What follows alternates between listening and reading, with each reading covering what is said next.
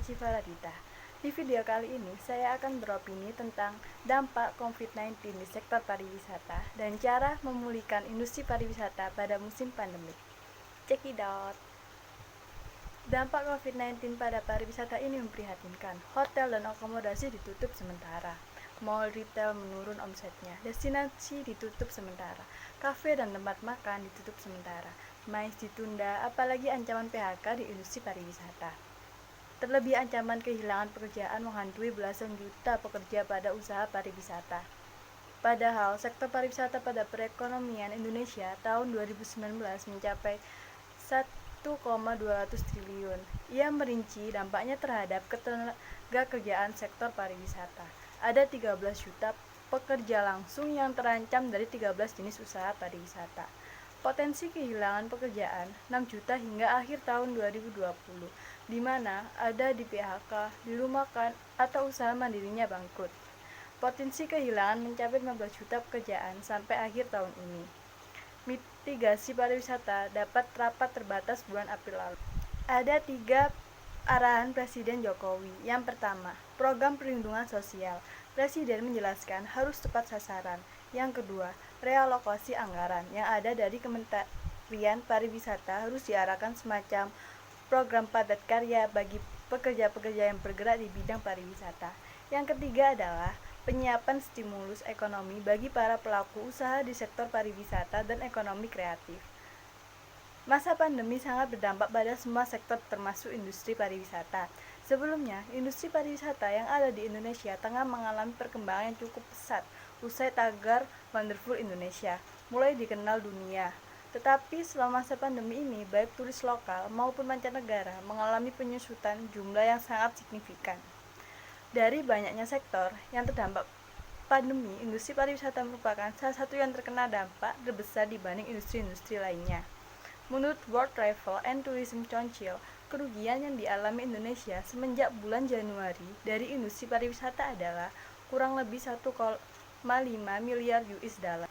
Virus corona ini juga memaksa tutupnya banyak hotel pada masa pandemi ini. Sekitar ratusan ribu karyawan tetap juga dirumahkan dan hanya mendapatkan setengah gaji karena pandemi ini, yang membuat perekonomian para karyawan yang dirumahkan menurun. Belum lagi karyawan yang statusnya sebagai DIY atau daily worker yang kehilangan seluruh penghasilannya. Karyawan daily worker biasanya menerima bayaran kisaran 65.000 sampai 125.000 per harinya, tergantung kebijakan hotel dan UMR daerah setempat. Bisa dibayangkan dari 2 bulan tidak bekerja, berapa penghasilan yang mereka lewatkan. Selain hotel, ada juga perusahaan-perusahaan pendukung pariwisata yang mengalami kerugian lainnya, seperti industri bus. Di lain sisi, dari besarnya dampak corona terdapat industri pariwisata, kita juga harus mencermati bahwa saat pandemi berakhir, ada kemungkinan membludaknya wisatawan yang datang karena sudah sangat bosan di rumah. Cara pulihkan industri pariwisata pada musim pandemi. Ada 6 cara, yaitu yang pertama adalah put the people first. Strategi pertama, ini bertujuan untuk membuat wisatawan lebih percaya diri dan tidak merasa khawatir untuk berwisata. Ada 3 poin penting dalam strategi ini. Yang pertama adalah health and hygiene, protokol kesehatan dan kebersihan di hotel dan objek wisata ini, atau atraksi harus dipastikan berjalan dengan ketat. Selain itu, ada juga penyediaan kelengkapan protokol kesehatan diri bagi wisatawan dan sumber daya manusia pariwisata, misalnya masker, hand sanitizer, dan wastafel, ditambah dengan fasilitas kesehatan pelengkap lainnya seperti ruang karantina mandiri, thermal detector, atau rapid test kit. Selanjutnya adalah safety and security. Diperlukan penyusunan rencana darurat dan penanganan sektor pariwisata yang mencakup masalah keamanan dan keselamatan wisatawan. Selain itu, diperlukan juga adanya kepastian pada mekanisme pembatalan dan penjadwalan ulang transportasi dan akomodasi. Terakhir adalah adanya peningkatan kemampuan SDM berupa bimbingan teknis dan pelatihan berbasis dalam jaringan, khususnya untuk SDM yang jenjang pendidikannya menengah ke bawah.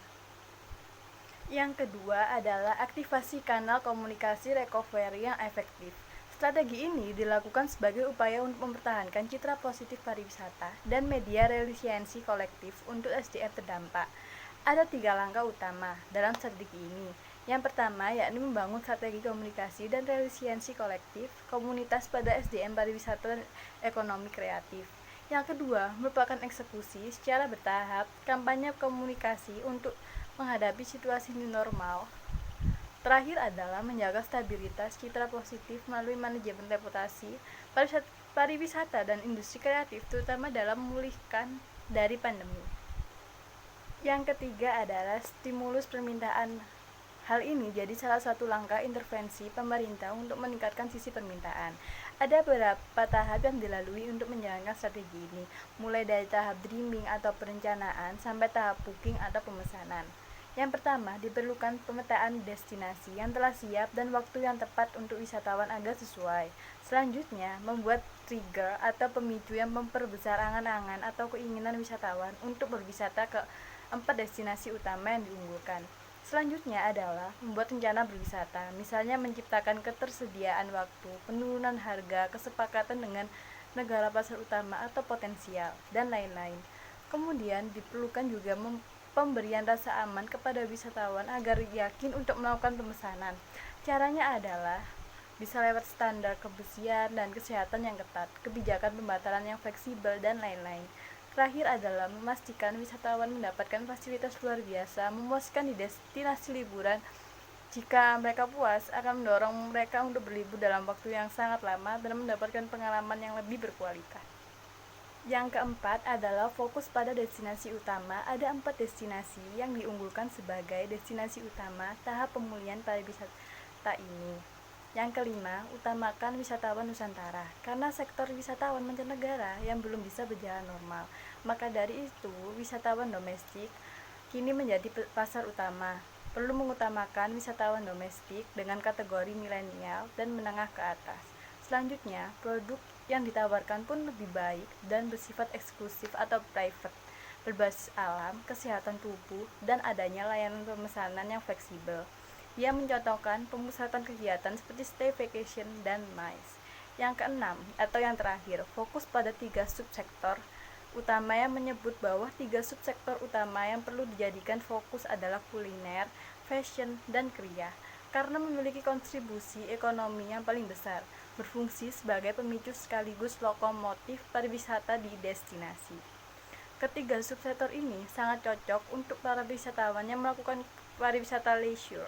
Tak itu saja, baik kuliner, fashion, dan kriya juga sangat bisa dijual dengan secara daring atau lewat e-commerce sehingga memudahkan menjaring pelanggan.